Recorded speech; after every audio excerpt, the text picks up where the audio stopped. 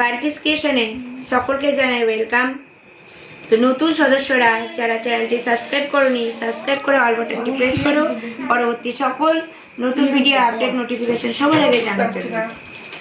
আজকের বিষয় হচ্ছে আমি পড়াচ্ছি অষ্টম শ্রেণী থেকে তোমাদের এই যে পাঠ্যপুস্তক আমাদের পৃথিবী এই বইটির পঞ্চম অধ্যায় মেঘ বৃষ্টি এই চ্যাপ্টার থেকে তোমরা কি কি ইম্পর্টেন্স আছে এখানে সেইগুলো কিন্তু তোমাদেরকে জানতে হবে। যেমন প্রথমে জানতে হবে যে শীতল বায়ু সংস্পর্শে এসে জলীয় বাষ্পযুক্ত বাতাস তাড়াতাড়ি শীতল হয়। তাহলে জলীয় বাষ্পযুক্ত বাতাস কখন শীতল হয়? বাষ্পপূর্ণ বাতাস যখন শীতল বায়ুর সংস্পর্শে আসে তখন বাতাসটি অপেক্ষাকৃত উষ্ণ হবে না শীতল হবে? শীতল। তো এইরকম শীতল হতে হতে মানে ঠান্ডা হতে হতে তার টেম্পারেচার কমতে থাকে এবং টেম্পারেচার কমতে কমতে আর্দ্রতা কিন্তু আরও বেড়ে যায় এবং সেই বাতাস কিন্তু শিশিরাঙ্কে পৌঁছায়। কোথায় পৌঁছায়? শিশিরাঙ্কে। এবার কি হলো? এবং বায়ু কিন্তু সম্পৃক্ত হয়ে পড়ে। তারপর এই সম্পৃক্ত বায়ু আরও শীতল হয়ে কি করে? জলীয় বাষ্প বায়ুতে ভাসমান ধূলিকণা কি থাকে? ধূলিকণা এক জায়গায় স্থির করে দেখাও। ধূলিকণা, লবণকণা এবং নানা ধরনের কঠিন কণাকে কেন্দ্র করে কি হয়? ঘনীভূত হয়। ঘনীভূত কথার অর্থ বৃষ্টি। তাহলে ছোট ছোট জলকণায় পরিণত হয় বাতাসে। এই যে ঘনীভূত হওয়ার যে প্রক্রিয়া, এই ভাসমান জলকণাই কিন্তু আসলে কি? মেঘ। আচ্ছা, তাহলে সাধারণত জলকণাগুলোর ব্যাস হয় কিরকম? জলকণাগুলোর ব্যাস কিরকম হয়? 0.02 মিলিমিটার। কি বললাম? 0.02 মিলিমিটার।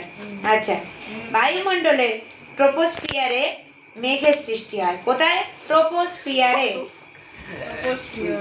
হ্যাঁ, এবার জানতে হবে আরো যে আমরা মেঘ সম্পর্কে আজকে কিন্তু ধারণা নিচ্ছি। তাহলে একটু বেশি উচ্চতার মেঘ সম্পর্কে জানতে হলে বন্ধুরা শুনতে থাকো ভিডিওটি শুরু থেকে শেষ পর্যন্ত। আর ভালো লাগলে লাইক কমেন্টের মাধ্যমে জানিয়ে দাও। সিরাস হচ্ছে এক ধরনের মেঘ।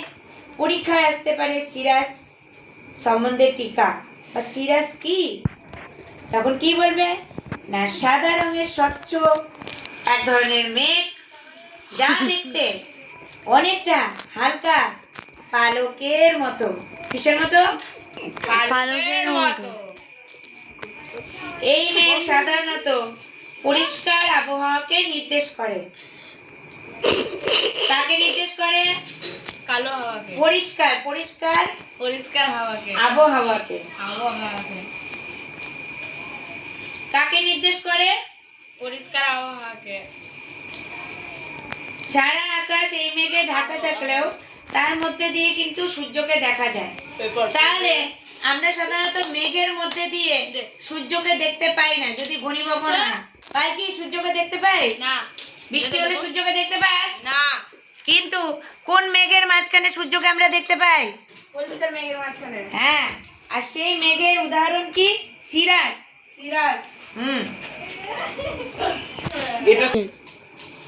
তো এরা যখন একে অপরের সাথে মিশে বন্ধনী তৈরি করে তখন আবহাওয়া কিন্তু আবার খারাপ হয়ে যায়। এই সিরাস মেঘের কথা বলা হচ্ছে, ঠিক আছে? আর একটা মেঘের নাম শোনো, সিরাস স্ট্যাটাস। কি? Cirrus stratus. এটা কি? শোনো এবার।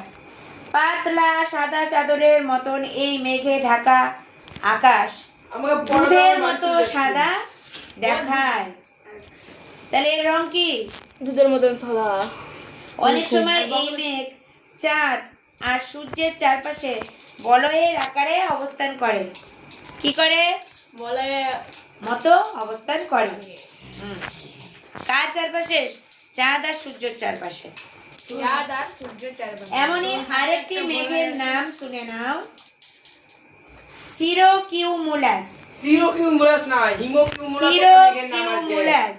সিরোকিউমুলাস। সিরোকিউমুলাস। সিরোকিউমুলাস। হ্যাঁ।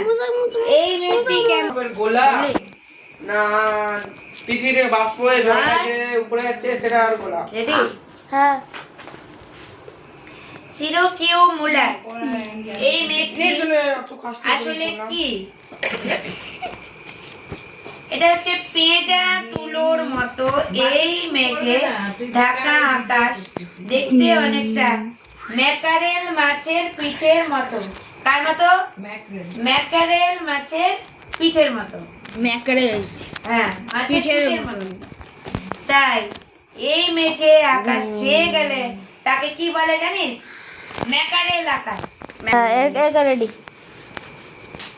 ওটা হয়নি, আগেরটা ম্যাকারেলেরটা। সাধারণত এই মেঘ তিন রকম মেঘের বর্ণনা দিলাম, ঠিক আছে? এই অষ্টম শ্রেণীর আমাদের পৃথিবী বই থেকে তোমরা মেঘ সম্পর্কে যত তথ্যই পাও না কেন, এই তিনটে মেঘ সম্পর্কে মন দিয়ে পড়ে যেও।